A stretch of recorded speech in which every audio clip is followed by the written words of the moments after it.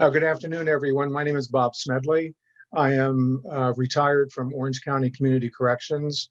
We were one of the first domestic violence teams in the Southeast United States that managed perpetrators of domestic violence. We had a team of 8.5 officers. We had one officer that was part-time, and we managed caseloads of perpetrators.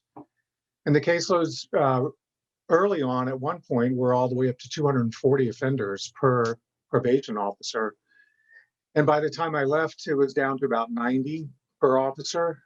So it fluctuated over the years, but it was an opportunity to supervise perpetrators of domestic violence and to be another link in that accountability part that we're so focused on for dealing with this epidemic of domestic violence. So back in 1986, I first got involved with Batterers intervention programs as a facilitator in a program called Emerge Now, and then that morphed into the Duluth model with Power and Control and the current Batterers intervention programs that we have. So I've been involved with the DV since 1986, but predominantly from 1993 to 2015 when I retired. And approximately, I supervised 7,800 perpetrators of domestic violence. So a lot of my experience just comes from that daily contact with them and all the aspects from injunctions to criminal court to Batterers intervention programs to services to victims. So that kind of gives you a little background of my experience. And I've been retired 6 years, but I always said in any trainings I did before that once you're in the domestic violence world, you really don't get out of it. And because it's a commitment, it's not just a job. And I think many of you that are in this can feel that as well. It's kind of a mission that you're on in trying to deal with this topic. So give me any opportunity to talk about Batterers intervention programs and the effects that it has on the system, and I'm in. So the hour is going to go kind of quickly. Kathleen is giving you some documents that I've sent her, and if you're not able to access them, I'm sure she's going to be able to get them to you. So I'm going to be referring to multiple documents that you'll be able to have for reference. I know I like that as well. So we're going to be doing, this will be hopefully conversational. If you do have questions, I know I have a list of questions from Judge Kroll. I hope she's on. And to be able to review. And so hopefully we'll be able to answer your questions as well as we go through the process. So the difference between anger management and Batterers intervention program is pretty simple. If you look at who the people that are served, you're essentially looking at, for Batterers intervention program, it's intimate partner violence. That you'll hear in much of literature that the domestic violence world is dealing with intimate partner violence, not brother on brother, sister on sister. There have been some cases where when you look at adult male children battering their mothers, that there could be an element of power and control there, but that's where you would really rely on the assessor to see if that person is appropriate for the program.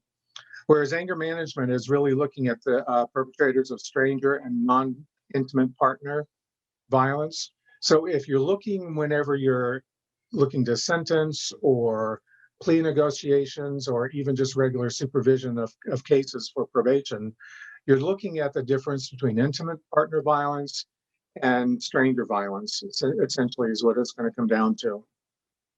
So the next part that's important to look at is the qualifications for Batterers intervention programs and the qualifications to be an anger management provider. The original minimum standards when original certification and monitoring were a part of our global view of Batterers intervention programs was extremely strict, and that's now up for review now that House Bill, what's that bill number?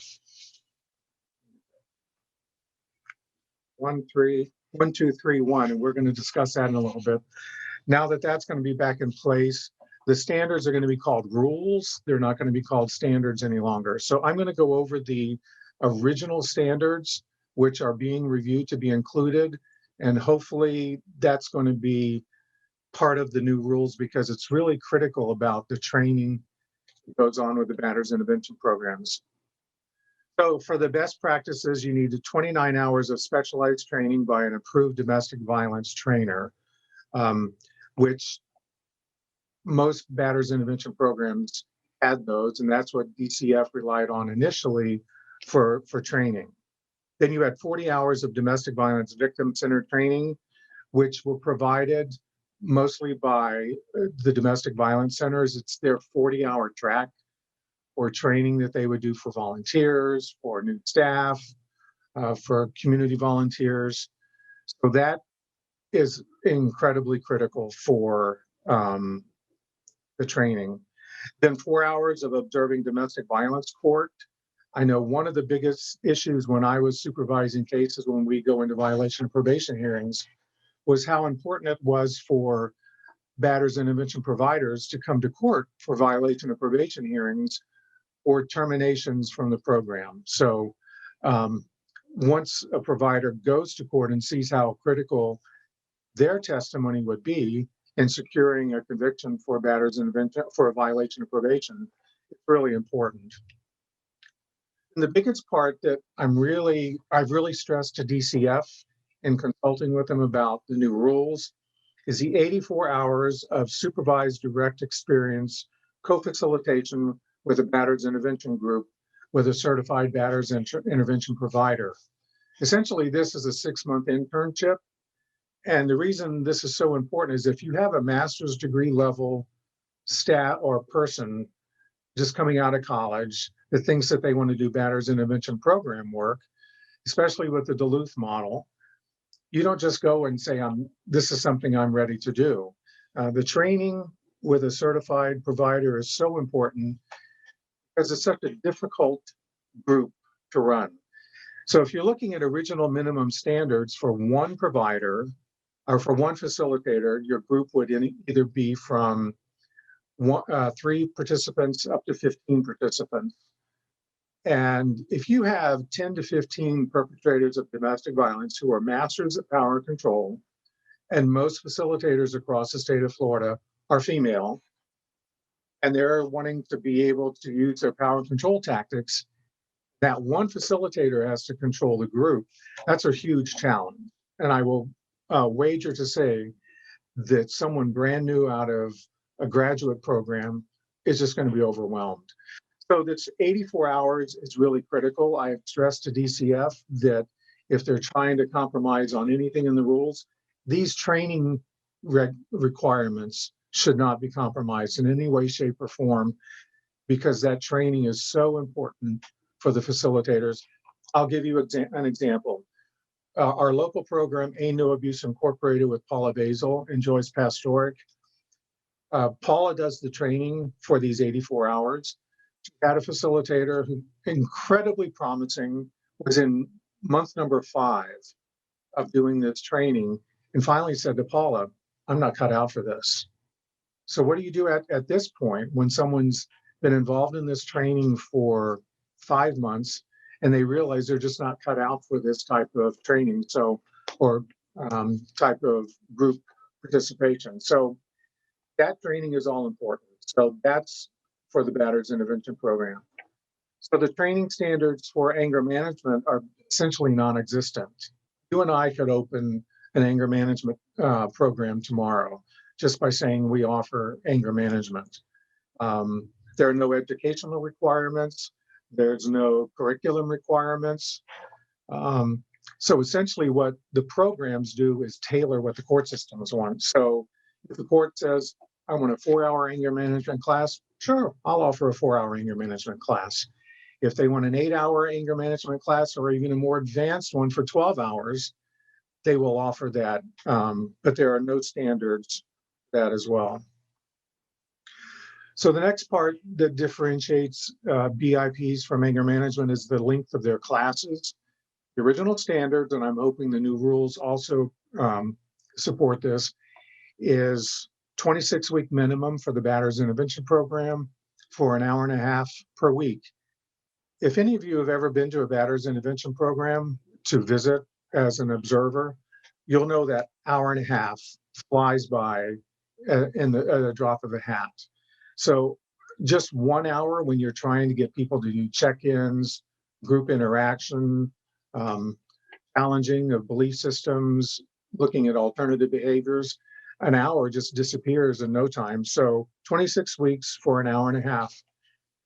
When you look at our perpetrators that have been in abusive behaviors for 10, 15, 20, 40 years, 6 months is, to me, a beginning. And when I would look at, when I would sit and talk with clients, there's a bell or a light that would go off in maybe week 6 to 10, where perpetrators will say, I should have had this course in high school. And so 26 weeks to me is just a beginning. Some states, California has a 2-year Batterers Intervention Program for misdemeanor cases. Colorado is 1 year. So a minimum of 26 weeks. For anger management, there are no standards for the amount of time. Again, that's tailored for what the court wants. Some of the programs here locally are in person. Some of them are half in person, some with homework sent home with them. So it varies completely with each program. Community Corrections has a 4-page referral list for providers of anger management. Many of these programs provide other options as well: substance abuse treatment, impulse control. Many times you'll find those impulse control, and anger management classes are combined, depending on, especially on the size of agencies. If you don't have a really large agency and there's a group of 4 or 5 people that need anger management and 4 or 5 people that need impulse control, they'll combine them. And since there's nothing that says they can't, they can do it. And since there's nothing that controls curriculum, they're able to do that as well. There is no specific time frame. My experience with them is that they're generally an hour. One of the frequent things that went on in Orange County was that anger management classes were mostly 8 hours, and multiple ones that I had experience with had 4 hours of class, which were broken up weekly, and then they were given a notebook to go home, finish the notebook, bring your homework back, and then you get a certificate. So that certificate, let me sidetrack a little bit on certificates and self-reporting.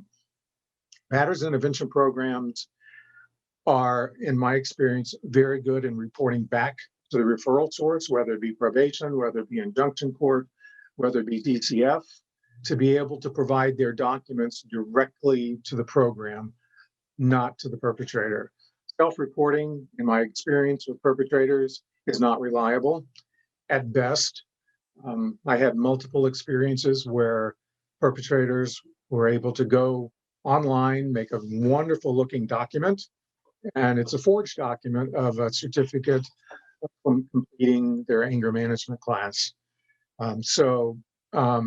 I would strongly recommend that programs, whoever the referral source, requires that the program provide the referral source with documents rather than relying on the perpetrator to bring their documents. And a good example of that is the watermark that safety councils provide for DUI completion, so that there's clear watermarks across it, so copies can't be made without that watermark appearing, so that any type of forgery is prevented when DUI documentation is presented either to probation or to the court system. So let's look at what the emphasis of the programs are. The Batterers Intervention programs are looking at what abusive behavior is based on power and control. I didn't include the power and control wheel because hopefully in any DV 101 that everyone's had, the power and control wheel is there. So those forms of abuse are verbal abuse, economic, emotional, sexual abuse, isolation, intimidation, or threats of intimidation. Those are some of the parts of the parameters of the power and control wheel. So that's what we're focusing on with Batterers Intervention Program. Now, with the new standards, cognitive behavioral elements are going to be allowed. So I'm not sure how that's going to pan out yet. That's still under review with DCF. Have until July 1st to really begin to get those up. So we'll be able to see relatively soon what they're going to look like and what that new adjustment for emphasis will be. The emphasis of the anger management classes are what external triggers of anger. And I think we've all heard at one point where someone says, "Oh, I snapped. You know, I don't know what happened to me. I just snapped and I hit the victim, whatever." So those are some of the focuses with the anger management classes. So what should the participants in the programs look to gain from attending the programs? And I think with the Batterers Intervention programs is we are always looking at accountability for behaviors, where in the programs, when you look at check-ins, you're looking at intents and their belief systems. So if they believe that they have the ability to control the victim, there are multiple reasons why they believe that. And a lot of that is socialization and how we teach our children socialization skills. And so those are major elements for what you're looking at in the Batterers Intervention programs, what they're going to get. In anger management, what you're looking at is how you express your anger, and being able to look at elements of being able to look at your reactions and learning to ignore it, learning how to redirect it. Those are some of the elements that you're looking at the anger management classes. Let's look at lethality. We've all probably heard about lethality assessments. Batterers Intervention programs clearly look at lethality issues in their assessments, which, by the way, will be coming back with the new rules, because since 2011, there hasn't been the requirement for assessments. I know programs that have maintained their commitment to the original minimum standards still did assessments, because it's so important to make sure you have that assessment before someone starts the program. And so that should be coming back into play, so that lethality will be part of that assessment. Lethality is not part of the assessment in anger management classes. All you need to do is sign up. So we already talked about what referral sources are. Also, in reference to Batterers Intervention programs, how their responses to victims are, and they're clearly interested in making sure victims are provided services by the certified domestic violence shelters in their local area, so that they're not providing services directly to the victim. It is important that victims' information and input is taken into account with Batterers Intervention programs. There used to be a requirement that each program had to have a victim advocate, and that no longer was the factor.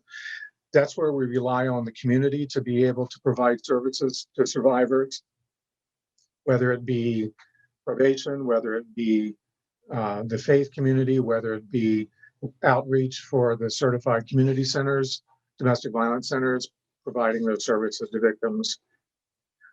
To my knowledge, there's no contact with victims in the anger management classes. It's just a matter, again, of being able to sign up. So we talked about monitoring, and in the form you're going to be getting from Kathleen, it talks about abuse intervention monitoring being the monitoring source.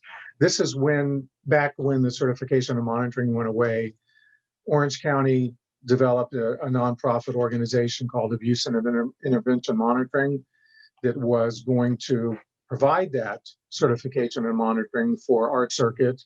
And I was executive director of that as well. And we tried our best to do that. It didn't come about because we knew how important it was for Batterers Intervention programs to have that monitoring. If you're interested, I kept a list of statewide concerns that rose after the certification and monitoring in a way. If you're interested, I have a 4-page document that I could give to Kathleen that goes over multiple circuits across the state of Florida where reports came to me of what was going on because it went away. Groups of 30 people, groups where there was only videos. All of these kind of things were just not good by any means. So if you're interested in what happened, I'll be glad to provide that as well because it's pretty critical. Those are the essential, and this is the document that you're going to get. This was, again, developed by Paula Basil at No Abuse, the premier Batterers Intervention Program, I think, in the state of Florida. If you need any kind of examples of what Batterers Intervention Program should look like, that's where you should go. So I would do a small call to action for anyone that has, whether you're ordering Batterers Intervention Programs or your plea agreements are involving Batterers Intervention Programs, if you're supervising perpetrators through probation, or you're a case manager with DCF or the court systems, or judges. If you've never been to a Batterers Intervention Program, please call one in your community and say you would like to sit in as an observer. Tell you they can't because of confidentiality. My experience is that most Batterers Intervention Programs have their clients sign a release of confidentiality. Additionally, Batterers Intervention Programs are not therapy, they're psychoeducational classes, so they don't necessarily need that release of confidentiality. So if a program is telling you you can't come and visit as an observer, that should be a red flag that they're not a reputable program. They should tell you with open arms, come in and watch the program. So, some judges will say, well, maybe some of the defendants that I sentence may be in there. If you have a competent, qualified facilitator, they're going to create an environment where the participants are educated that, hey, listen, we have an observer today. This observer may be a judge. They're just going to sit here and observe the process of the group. I have never, ever seen that be a conflict. I've sat through multiple Batterers Intervention Programs.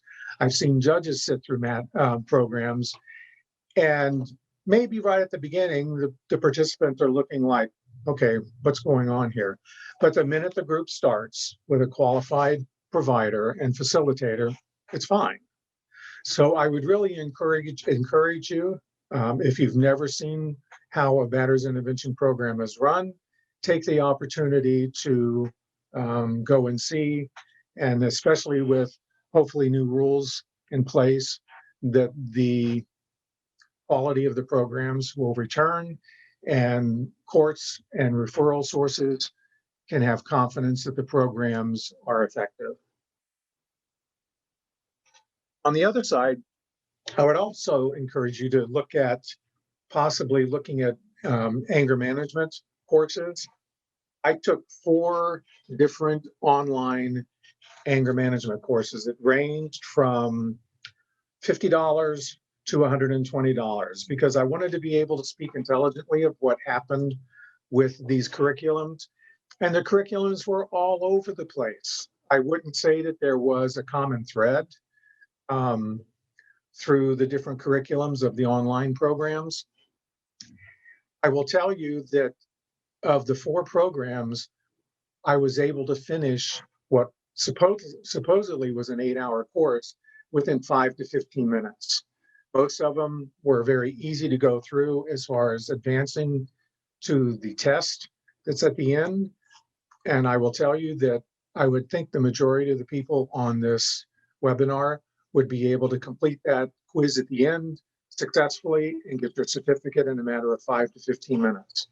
So another concern with either online programs for anger management or online programs for Batterers Intervention Programs is who's actually taking the class.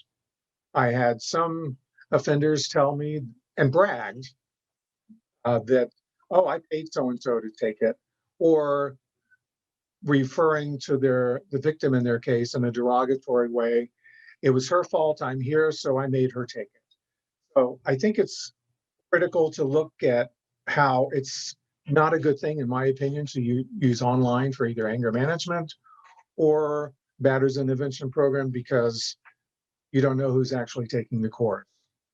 And if victims are taking the courses for perpetrators, it's just negating any kind of partial benefit at taking classes online. I certainly advocate classes in person for both of them, especially Batterers Intervention Program. Right now, what's going on with COVID is not online classes, but virtual classes. And I will tell you again, I've referred to No Abuse here in Central Florida. Their virtual model for Batterers Intervention Programs is absolutely amazing. And again, it's based on having a qualified, experienced facilitator of being able to look at the screens for a Zoom class and being able to facilitate interaction, peer support from the participants in the program, and dealing with, what's the word I'm looking for? Dealing with non-cooperative behavior during the class. So if someone is victim blaming, colluding, trying to collude with a participant in the program, having kind of disturbing behavior, they can be dropped. And so the accountability level of participants in the virtual programs, and I think they're here to stay, quite frankly. When someone could say, oh, I don't have transportation to the class, and it's 8 miles from where I live, and there's not one closer. I think the virtual option, because of how well it's done, if it's done well by a qualified facilitator, and if your area is looking to see what it needs to look like, contact Paula Basil at No Abuse here in Orange County. She is very helpful and supportive of anyone that's looking to maintain the quality in the Batterers Intervention Program. So please use her in any way, shape, or form, because she's so informative and knowledgeable. She, by the way, was on the original Lawton Childs Governor's Commission to establish the original standards for the Batterers Intervention Program, which took 2 years to come up with. And that just showed you how important the quality of Batterers Intervention programs can be. So take my call to action and call one of the programs.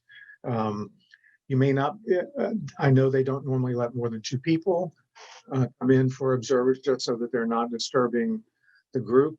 But please go and take a look. You might also just want to look at some curriculums online of what anger management provides. You are ordering anger management. Again, since there are no standards that say what they have to cover, it might be interesting for you to look at. Now, the only thing that Community Corrections in Orange County does to vet the programs is the program just has to provide them their information, and then they become they're placed on the referral list. And like I said, when I left, it was nearly 4 pages long, and I don't know if they've changed that. So there's a question about who the name of the Orange County virtual facilitator is. It's Paula Basil.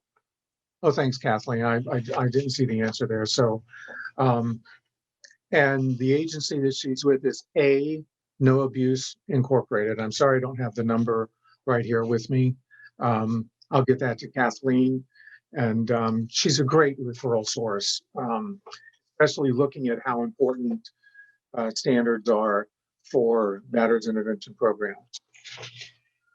Okay, so that's kind of in a nutshell what the difference between anger management and Batterers Intervention Programs are.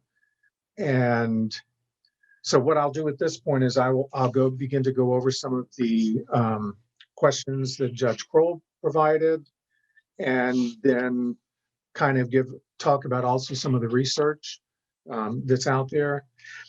One of I referred to the new bill that went through, and let's just cover that real quickly. So House Bill 1231, which hopefully will be signed by the governor soon, will reestablish rules for certification and monitoring of Batterers Intervention Programs. And let's see. So the bill will amend the original Florida Statute 741.32 requiring DCF to certify and monitor batterers intervention programs. Um, It will authorize DCF to adopt rules and procedures, again, for certification and monitoring. And then it will also permit BIP providers to use cognitive behavioral model for the psychoeducational model of Duluth, which has been the primary power control model. So it'll be interesting to see how that blends. Just my own personal preference would be to stick with the Duluth model because of how successful it's been. And so we'll see what comes about.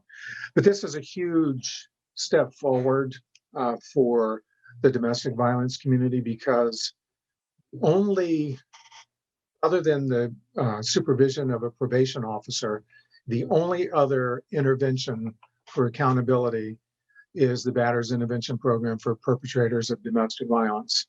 So being able to have confidence in the Batterers Intervention Programs is critical.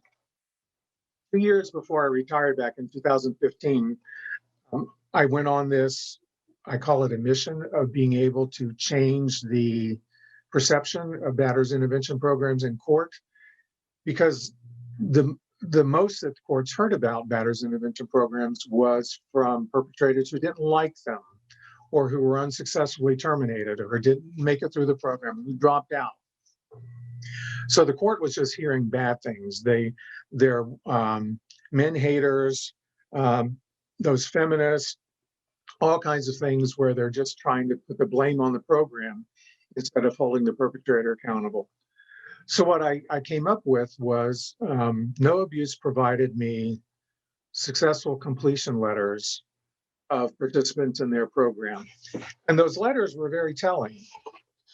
You could see at the beginning of the letters and towards the end of the letter, when someone first started the program and when someone completed the program, you can see a mind shift change. And that just showed me that's how effective the Batterers Intervention Program is. One of the documents that I provided Kathleen is one of the most poignant successful completion letters of anyone I've ever seen in a program before. Very articulate participant. And what was really interesting is to be able to see his mindset of how he was able to control his anger with the judge and rationalizing, if I jumped over this table here now and attacked the judge, how long would it take before the court deputies or bailiffs were able to seduce me and keep me from attacking the judge? So being able to be in control of their anger, in my opinion, for perpetrators is masterful. They're not happy with the prosecutor. They're not happy with the judge. They're not happy with me as a supervising probation officer, but they're able to control that because they know the possible consequence is incarceration. So when someone says a perpetrator of domestic violence is not in control of their anger, I totally disagree with them. They're in amazing control of their anger. They use anger as a tool. It's part of their toolbox for controlling a perpetrator. If a perpetrator, for controlling a victim. Perpetrator gets his way, he doesn't need to use that tool.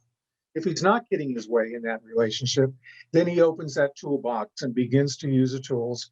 And one of the most familiar tools is anger towards the victim. So they're in very good control of their anger. So look at that letter. Many times in presentations, I read it. It's a lengthy letter. So read it at your leisure because it is so important. I have a whole folder of letters. If Kathleen is interested in some of those, I'll be glad to provide those to her because it really gives you a snapshot of what happened in the program. Right.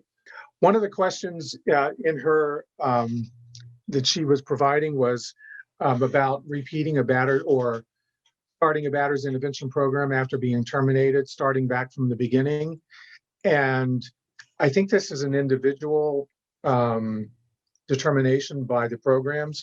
For instance, if I had someone that was in his early stages of probation, had just enrolled in the class, and was terminated early on because the minimum standards required You could have 3 absences, your 4th absence, you were terminated. And then that would come to probation, and I would do a violation of probation for termination from the Batterers Intervention Program.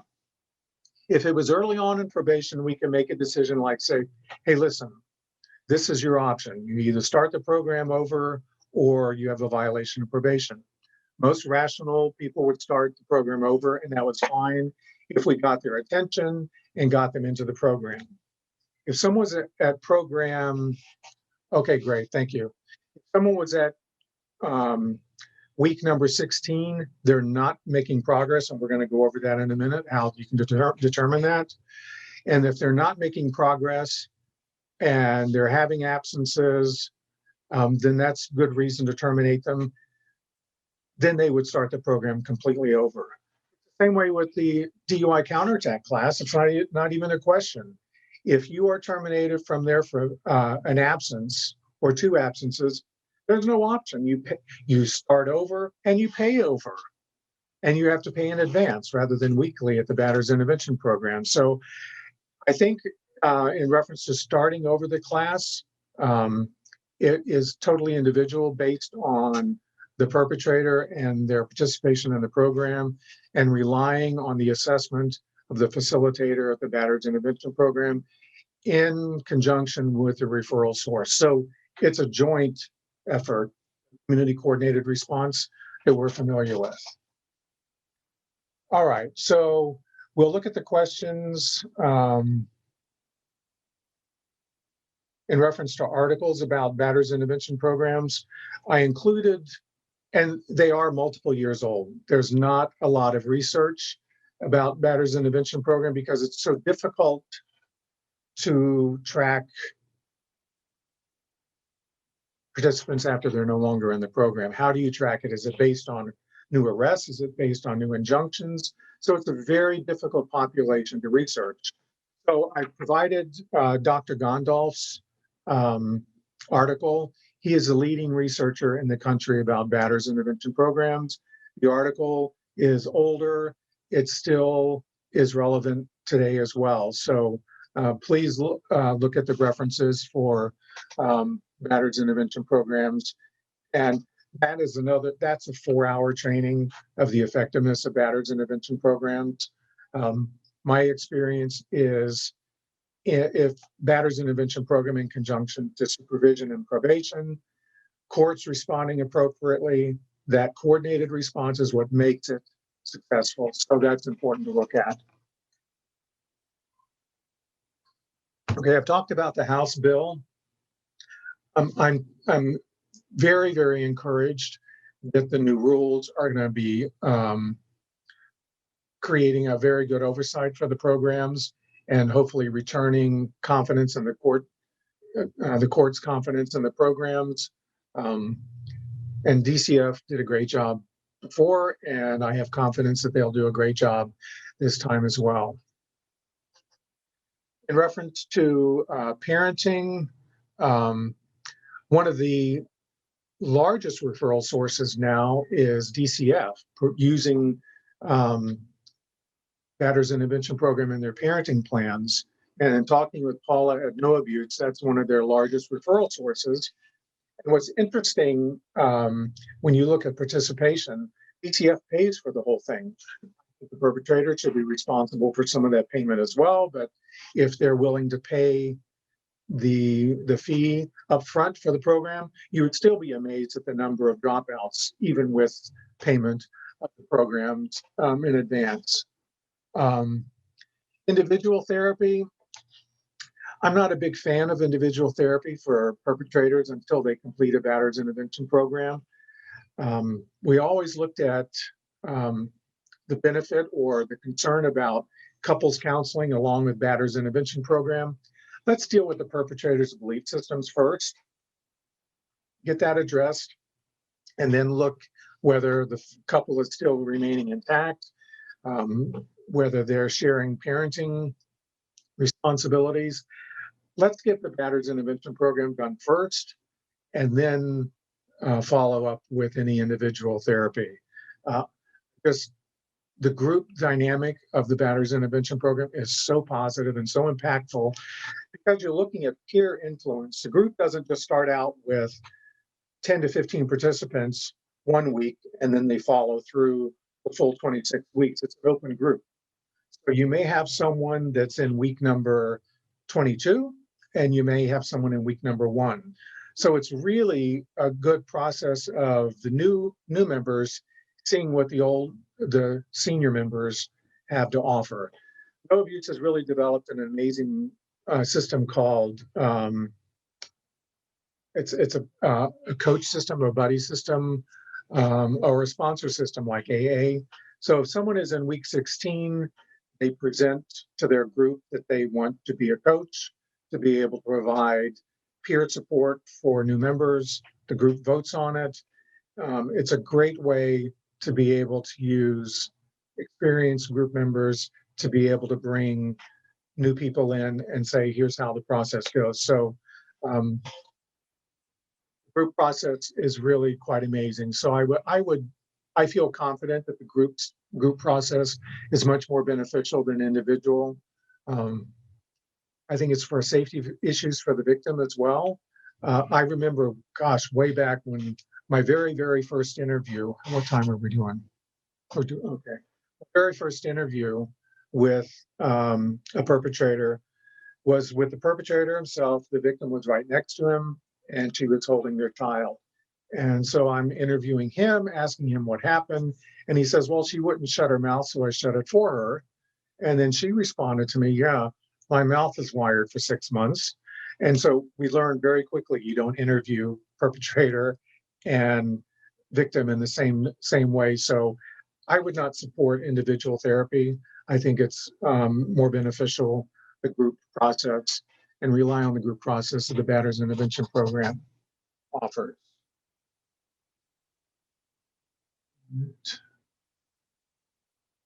Kathleen, could you raise that up from number 4? What are the questions after that?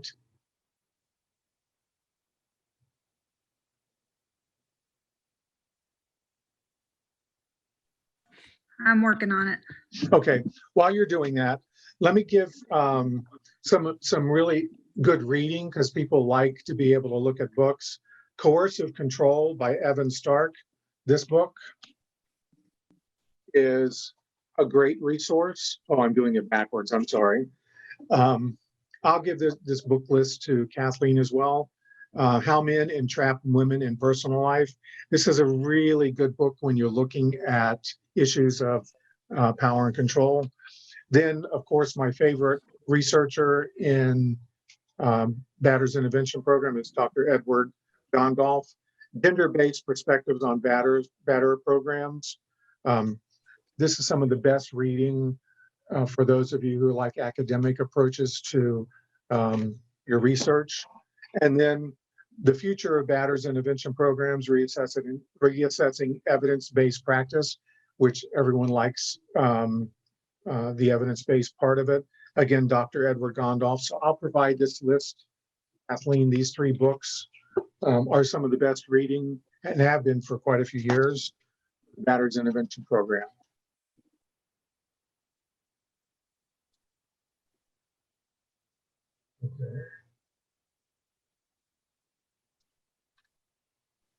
So co-parenting, I think, is we're relying on DCF to be able to provide those directions. And since DCF is using Batterers Intervention Programs more in their parenting plans, I'd defer to them for that direction. So I don't have a lot of comment about that. Question number 5 about escalating behavior between both victim and perpetrator. That's a real tricky question. And I will tell you that majority of that back and forth, you have to look at who's actually in control or who's in power and how women use abuse versus men using abuse. And in domestic violence situations, women are using that abuse as a defense tactic. So she may have been the first one to hit, in this situation where she may have been arrested or he was arrested, but you have to look at the full context of that relationship. Just tired of being beat up all the time, and then she lashed out. So you have to look at the element of who's using violence and physical violence in what manner. Is it used for defensive, or is it used in the control factor? So I think you have to really be careful saying that both are escalating. One is more defensive and one is more controlling. Bob, we have a question from Magistrate Boven. Can you see it in the chat? I can't see it because I'm just looking at the numbers. What's the question, Kathleen? She asks, what about individual counseling with a component of anger management? Lots of attorneys ask that. We have only this service. Excuse me. Well, I think what they're doing here is, in my opinion, is minimizing what the foundation of domestic violence is its power and control. This is an easy route and an opportunity to minimize and get the easiest and less involved route for the perpetrator to be involved in. Individual counseling can be a lot easier. It can be less stressful. It's less expensive. It can be shorter. So here, I think this tactic is just an opportunity to minimize the seriousness of what power and control factors are in domestic violence. Anytime I see individual counseling for domestic violence, who are they going to? Are they going to be going to a certified batterers intervention program that should not be providing individual counseling? So who's the therapist they're going to? Are they trained in domestic violence issues? That is just opening a Pandora's box, in my opinion, of what is an option for what I would think it would be a sentencing plea agreement. We have another question by an anonymous attendee that says, in my county, BIP providers allow batterers to complete BIP under the 26 weeks. Your thoughts, please. I think depending on the situation, I had some people that got started late in batterers intervention programs. They were doing well. They were getting close to their probation. And don't forget, our goal as probation officers is for successful completion of probation, contrary to the belief that we like to violate people.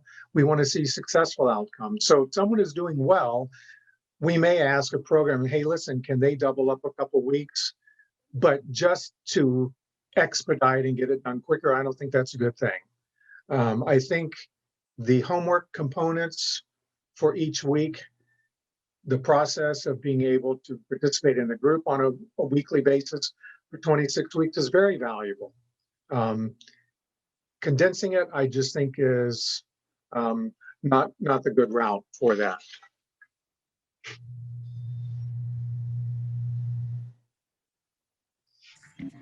We have another question that says, is there any indication that cultural considerations are going to be implemented into BIP services? What are your thoughts?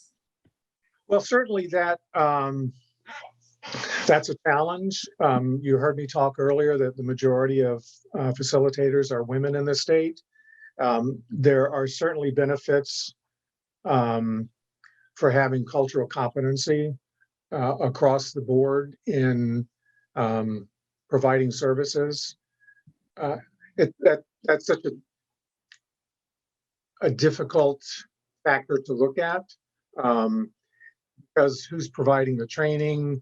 Is someone going for that training on their own? We know there's all kinds of cultural competency trainings out there. So it's kind of based on the agency and what they're expecting trainings of ongoing training of their facilitators. So I'm not sure yet if that's going to be part of the rules. Once we get an opportunity to look at them, that'll certainly be something to consider for sure.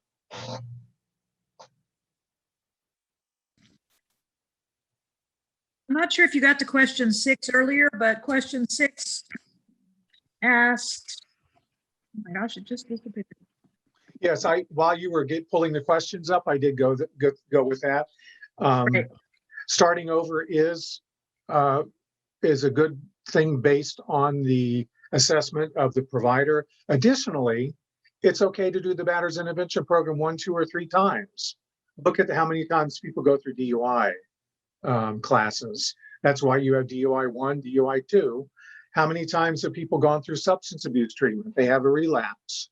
So doing it just one time, I've been in court many times where someone said, Your Honor, 3 years ago, he successfully completed that program. Oh no, we're here again on a new charge. Do it again. So I don't have any problem with starting it over if the participant is not being successful in the program. One of the documents that I provided to Kathleen was the midterm assessment. And this was again developed by the Batterers Intervention, No Abuse, the Batterers Intervention Program. And let's see, midterm. So the concern with this is, how do you know if someone's making progress in the program? And this assessment is extremely difficult. So if someone is participating in the program and let's see,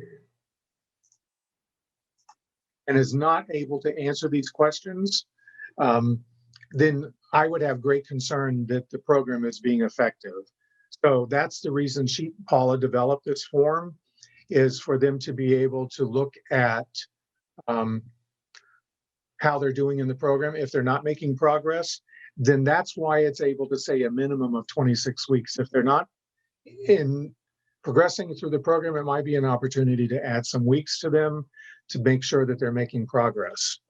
Another document that I'm providing you is the group evaluation. We had a situation where there was a judge in one county with Shannon Sokolowski, I think it's Citrus County, where since there were no standards in place, that the judge wanted to know if the program was an effective program. So the document that I provided to Kathleen on group observation can be essentially done by anyone. So Shannon went in, had never used that document before, sat in a Batterers Intervention Program, and was able to evaluate whether those check marks were able to be checked off, and provided me an assessment and the judge assessment whether the program was effective or up to standard, essentially what I would call a good program. Program needed some pretty serious improvement. And I know Shannon followed up with me a couple of times that document provided the judge with a lot of good constructive information to be able to tell to the program, here's what you need to do to be in line, to be able to meet the gold standard that we expect of the Batterers Intervention programs. We have another question that says, how many times should a person reasonably be sentenced to complete BIP before we just give up and say they just aren't going to benefit and need to be punished? Wow, what's the magic number? I think it depends on the progress reports from the Batterers Intervention programs. I will tell you, the ones that I would receive from No Abuse were very detailed. It gave me an opportunity to sit down when I met with the probationer to be able to say, here's the areas I'm concerned about that are being expressed by the Batterers Intervention program. So I would like to say 3 times, 4 times, but without having the assessment from the Batterers Intervention program, I really can't give you a number. Sometimes 1 is fine. And I've seen amazing change, but I've seen people go through it 2 and 3 times.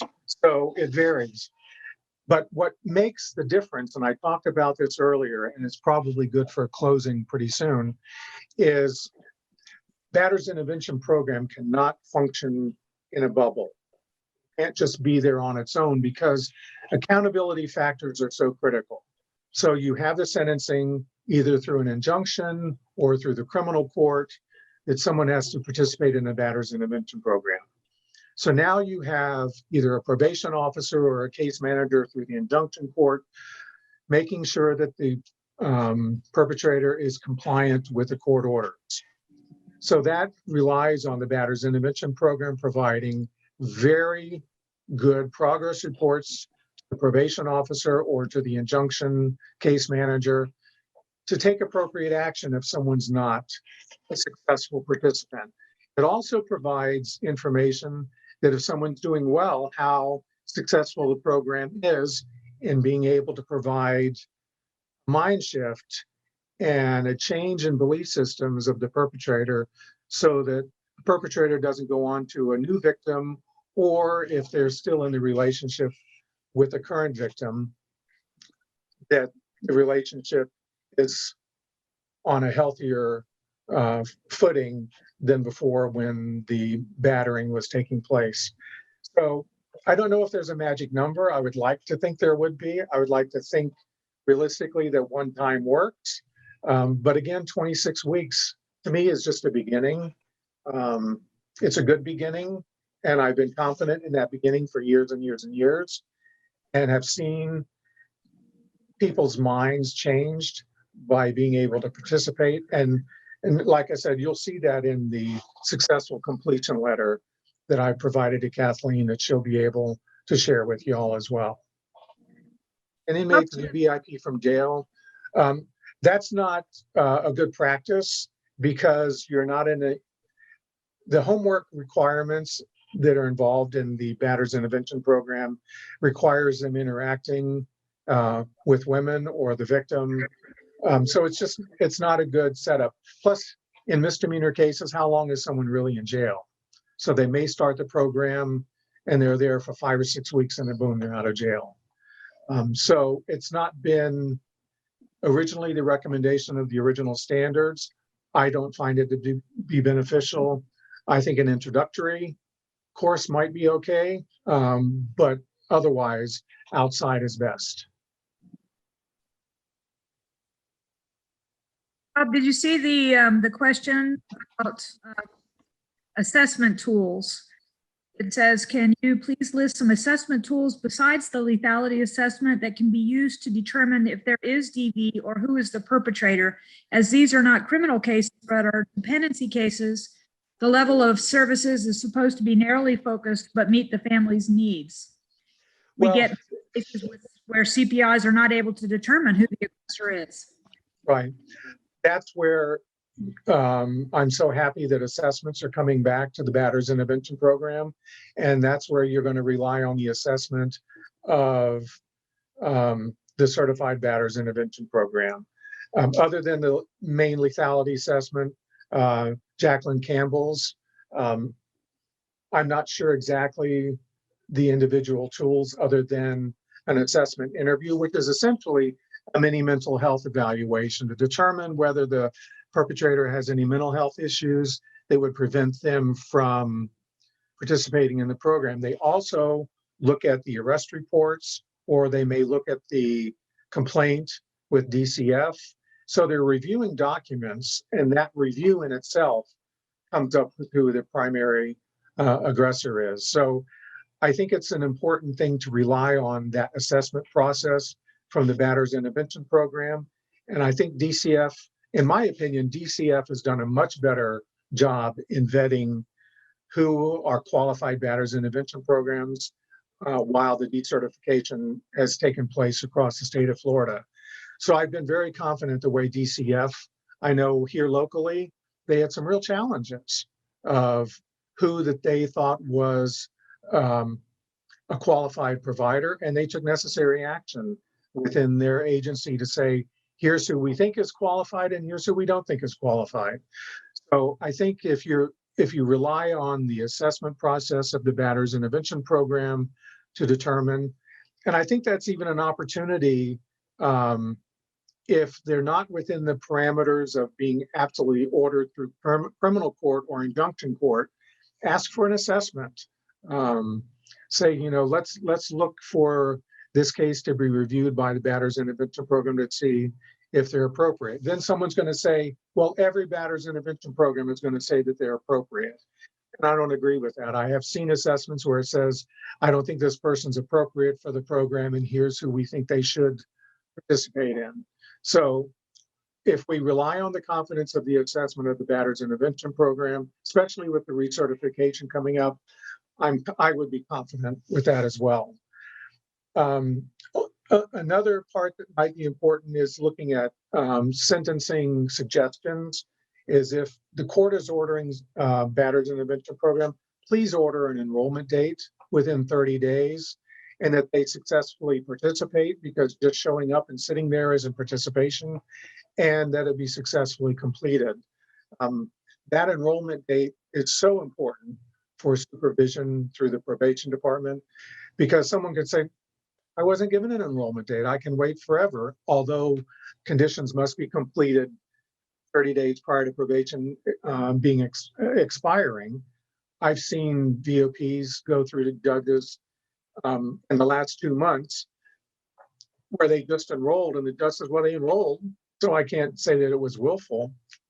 So deadlines and guidelines in sentencing: enroll within 30 days, complete within 9 months. So that gives an officer time for accountability if those guidelines have not been met. So some of that really makes it a lot better for managing cases, either through a case manager or for probation. We're pretty close, Kathleen. I think that gives it in a nutshell.